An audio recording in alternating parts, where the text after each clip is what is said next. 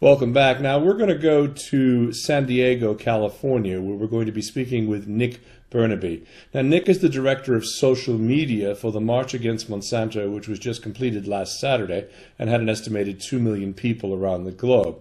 He worked very closely with a woman by the name of Tammy Canal, and she is the individual who he brought in as an administrator for his very large activist Facebook page, and indeed it was her idea for the March Against Monsanto. Nick Bernabe, welcome to Worldview. Thanks for having me on, Dennis. Glad to have you. Now, Nick, give us a little bit of background on the march, when the idea came to be, and how you managed to coordinate efforts with people from around the globe. Well, the idea came about, Tammy had the idea for it back, I believe it was in February or so. And at the time, it just started out as an idea, and then, we figured out a date to set it, and we made the Facebook page and the main, the central event page, and it started off kind of slow.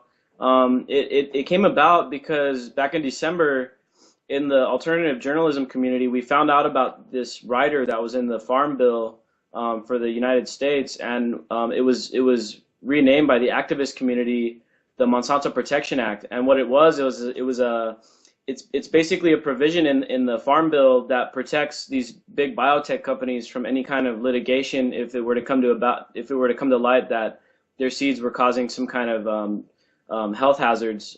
So basically, they put themselves above the law, and by doing that, they angered a lot of activists, and so we started this event partially to oppose that, and we tried to stop it before it went through the Congress, and then we tried to stop it after it went through the Congress at the presidential level, but it still made it through. And at that point, when the Monsanto Protection Act was passed, that really started galvanizing support for the March Against Monsanto.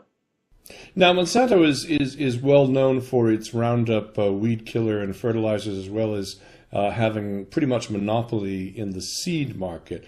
Tell us a little bit about some of the impacts that your group is most concerned about regarding foods with genetically modified organisms. Well, one of the big problems is that in the United States, there's only these biotech companies are only required to test out their genetically modified foods and seeds for 90 days. So there's no real mainstream science on the long-term effects of GMOs. And some of the independent studies that have been coming out have been showing some pretty horrific health effects in small animals, because they do a lot of the tests on rats and hamsters and things like that, because they have they reproduce so quickly, so you could see the effects in generations down the line. So there's no mainstream science on the effects in humans of GMOs over generational timelines. So what's happening now is looking at these studies that are coming out. It's been shown to cause tumors and cancer in rats. It's been shown to cause infertility. There's new studies out about the effect of these pesticides on the bee populations, and what we're seeing is that Monsanto and these pesticides are also causing a lot of the bee die-offs as well. So there's a lot of concern there, and most of the funding that comes that is given out to these research companies, it comes from companies like Monsanto and other companies that are in the same field. So there's kind of a conflict of interest there in the research, because if you're getting your money from Monsanto to do your research, and then you come out with research that goes against Monsanto, you're going to probably lose your funding. So there's a conflict of interest, and all of the independent studies that we see coming out, they kind of contradict the official studies that are coming from these Monsanto-funded research. And the interesting thing is, of course, the bee issue has become a cause célèbre here in the European Union, where there have actually been a number of initiatives passed to prevent the use of the pesticides that are causing these sorts of things. And in particular, the Friday before your march was held on the 25th of May, and we'll talk a little bit more about that in a second, but there was a ruling in Lyon, France, against Monsanto, in which for the first time they were held criminally liable, and they're in the damage phase of that particular trial to determine how much money is going to be paid to this individual farmer who was exposed to the pesticides and has now suffered an enormous amount of personal physical aid, and they've been able to physical problems, and they've been able to trace it back to these Monsanto pesticides. What does your group think should be the case if indeed the U.S. government is attempting to shield these companies like Monsanto and others?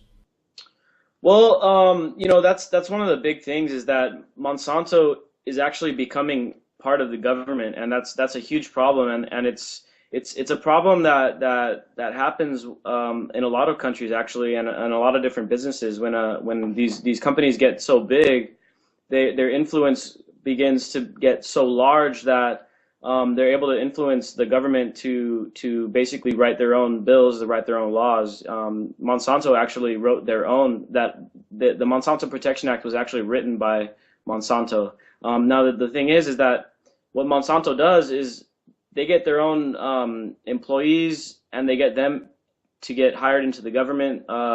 Michael Taylor, the head of the FDA, is a former Monsanto employee. They also have Clarence Thomas, a Supreme Court judge. He's a former Monsanto attorney. So one thing we want to do is we want to try to get the special interests out of the government. So a lot of our protest was against the government and against these crony type of policies. The other half of what the march was about was to spread awareness about the effects of GMOs, because unfortunately a lot of people don't even know what GMOs are, and they don't even realize that pesticides could actually cause harm. Now Monsanto is the same company that was behind DDT, which caused so much environmental damage a while back. They're also the same people that were behind Agent Orange, which they used as a defoliation agent back in Vietnam, which caused tons of problems in the Vietnam veterans and anyone that was exposed to it, and also in the Vietnamese people. They're still suffering the effects of the use of Agent Orange. Now the other thing we want to do is besides just trying to go at it in a political way, we also want to bring about solutions that people can do. And one of the things that we've been really vocal about is getting people to unplug or opt out from the mainstream food supply, because the food supply right now, it's so centralized. Especially, I don't know the situation in England or in Europe, but in America, almost all the food comes from these huge factory farms, and it's all shipped in and trucked in. So it's all coming from a few different places. So one thing that we're trying to do is get a more democratically distributed food supply, so that we want people to grow their own food in their own yards, and if they don't have a yard, they can. We're trying to spread ideas about community gardening, about sharecropping, and also about the new innovative techniques like aquaponics. Aquaponics is a huge deal that a lot of people don't know about. Aquaponics is basically like, it's like hydroponics, where you grow your food in a growing medium, like kind of like gravel, and you use nutriated water. But with aquaponics, the way you nutriate the water is with live fish. So you have live fish that nutriate the water gets pumped into the plants use the water from the fish as nutrient, the plants clean the water, and the water goes back in with the fish. Now you could also use edible fish in these systems, so you're not only growing vegetation like food, vegetables, and fruit, you're also growing fish that are organic and clean, and you know where your fish are coming from. They're not going to be contaminated. You could eat the fish as well. And that's a huge technology that we've been really big about pushing and getting it out there, because once this comes along, once the idea of aquaponics starts taking off, it's really going to revolutionize the whole entire food system, and it's going to remove the need for these huge giant farms that are using tons of pesticides. They're causing a lot of environmental damage, and they're also using inhumane tactics when it comes to the growing of animals and things like that. So we're looking to revolutionize the food supply. We want to do it at a political level, at a local level, at an organizational level, and we want to hit it from every angle. Well, thank you, Nick, for joining us. Nick Bernabe is the Director of Social Media for the March Against Monsanto, which was held this past Saturday in locations around the globe, and it's been quite successful. Almost 2 million people, is that correct, what I've heard, marched? Yeah, that's our official estimate. We haven't put down an official number. It's kind of hard because, even during, we cut off the we cut off adding events to our official list last week, like a week before the march, but we still had people every day trying to get on our list. So, the official numbers are probably actually underestimated because we have listed at about 55 countries officially, but I know there was over 60 after, by the time the march was held, there was a lot more people jumping on board. And we have it listed as like over 400 events, but I'm sure there was like over 500, maybe 600 events globally. So, we're not exactly sure exactly how big it got, but our estimate is around 2 million people.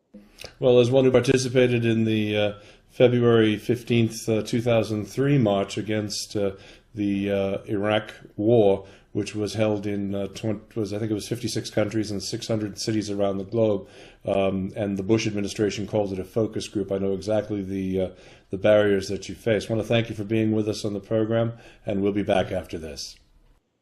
Thanks for having me on.